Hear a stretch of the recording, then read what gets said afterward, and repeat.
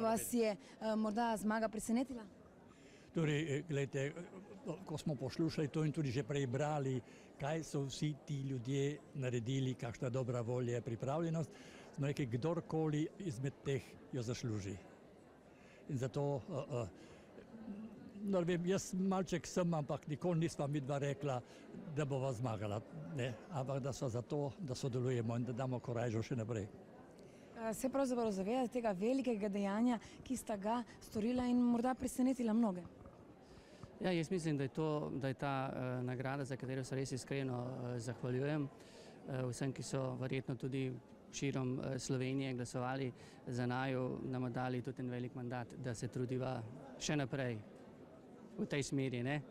Za idejo, ne? Za idejo medsebojnega spoštovanja, ne? In da se da preko tega pravzaprav iti preko vsega, tudi kakšnih manjših težavic, ne?